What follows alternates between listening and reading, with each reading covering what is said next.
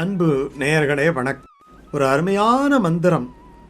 இந்த மந்திரத்தை மட்டும் நாம் காலையில் எழுந்து பக்தியோடு நாம் நம்முடைய மனதிலே கையை வைத்து ஒரே ஒரு முறை சொன்னாலும் போதும். ரொம்ப அற்புதமான ஒரு மந்திரம். நாராயண மந்திரத்துக்கு சமமான ஒரு மந்திரம் இது. இதுக்கு வாசுதேவ மந்திரம் என்று பெயர். ஓம் வாசுதேவாய நமகா, ஓம் வாசுதேவாய நமகா, ஓம் வாசுதேவாய நமகா என்பதுதான் அந்த மந்திரம். வசு என்றால் வாசம் செய்பவன், வசிப்பவன் என்று பொருள். எல்லா பொருள்களிலும் தேவன் என்றால் அவன் தேவாதி தேவனாக விளங்குகின்றான்.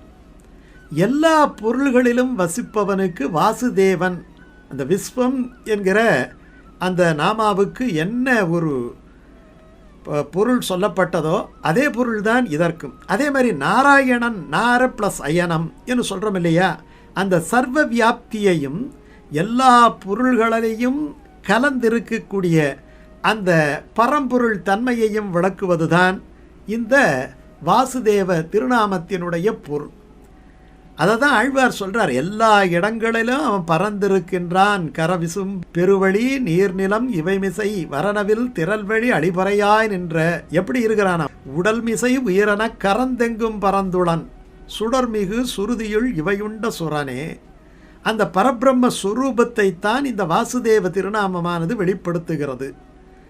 வசுதேவனுக்கு புதல்வன் அப்படின்னுட்டு ஒரு கிருஷ்ணாவதாரத்தில் வாசுதேவனுக்கு குழந்தையாக பிறப்பதினாலே வசுதேவ சுதம் கம்ச சாணூர மர்தனம் தேவகி பரமானந்தம் கிருஷ்ணம் வந்தே ஜெகத்குரும் அப்படின்ட்டு இருக்கு.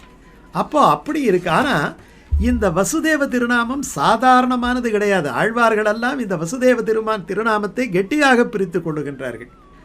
ஊர்த்ரோ புன்றமன்ட்டு 12 இடங்களில் 12 திருமண் போடும் பொழுது இந்த வாசுதேவ திருநாமத்துக்கு மிக அற்புதமான ஒரு மகத்துவம் சொல்லப்பட்டிருக்கிறது. இந்த உயிர்களை எல்லாம் ஒரு நிழலை போல காக்கின்ற பெரு மரமாக இருக்கின்றான் வாசுதேவன். வாசுதேவ தருச்சாயா என்று வேதம் அந்த வாசுதேவனுடைய பெருமையை சொல்லுகின்றது. எந்த மந்திரத்தில் எடுத்துக்கிட்டாலும் இது பார்த்தீங்கன்னா துவாதச அக்ஷரம் என்று சொல்வார்கள், 12 எழுத்து.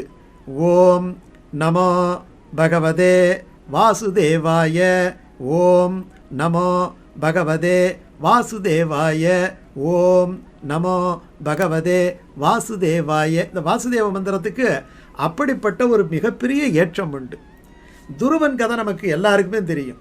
சின்ன வயதில் அவன் தன்னுடைய அப்பாவின் மடியிலே உட்கார வேண்டும் என்று நினைக்கிறான். ஆனால் இளையதாரத்தினுடைய பையன் அங்கே உட்காரும் பொழுது அவள் இந்த குழந்தையை பிடித்து தள்ளிவிடுகின்றாள். உடனே தன்னுடைய அம்மாவிடம் சென்று எனக்கு இந்த வாய்ப்பு இல்லையா என்று கேட்கும் பொழுது அவள், இதெல்லாம் அதிர்ஷ்டத்தின் காரணமாக வருவது, நீ அந்த அதிர்ஷ்டம் செய்யவில்லை. சரி, நான் என்ன செய்வது?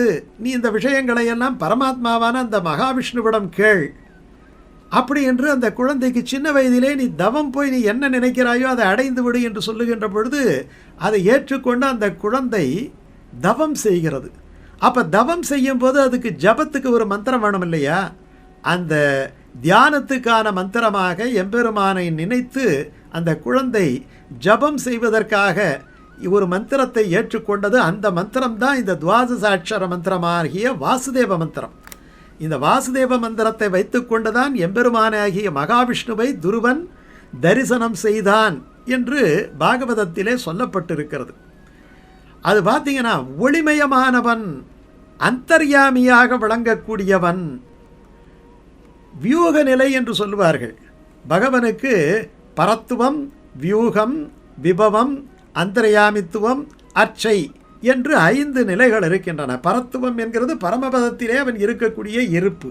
வியூகம் என்பது பார்க்கடலிலே இருக்கக்கூடிய இருப்பு.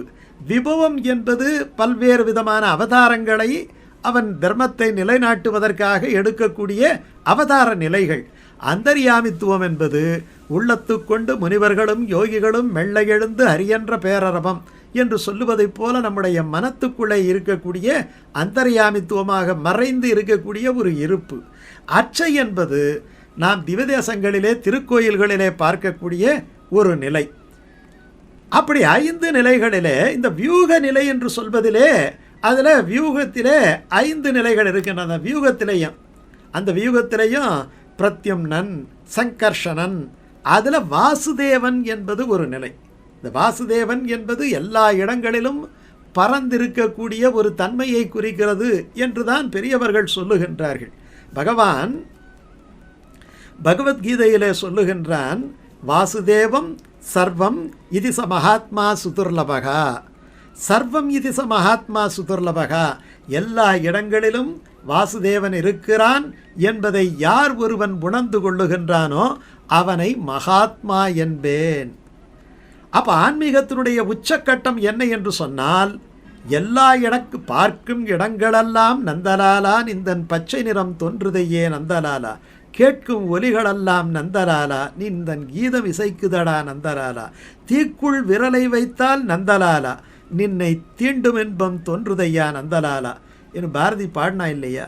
அப்போ பார்க்கும் இடமெல்லாம் நீக்கமர நிறைந்திருக்கக்கூடிய அந்த பரிபூரண ஆனந்தத்தை யார் ஒருவன் உணர்கின்றானோ, கல்லிலும் மண்ணிலும் விண்ணிலும் மரத்திலும் எண்ணிலும் எல்லா இடங்களிலும் வாசுதேவன் இருக்கிறான் என்பதை யார் உணர்ந்து கொள்ளுகின்றானோ அவனுக்கு ஆன்மீகம் கையிலங்கு நெல்லிக்கனி, அவனைத்தான் மகாத்மா என்று பகவான் கீதையிலே சொல்லுகின்றார். அந்த வாசுதேவ நாமத்தை காலையில் எழுந்து நீங்கள் சொல்லுங்கள்.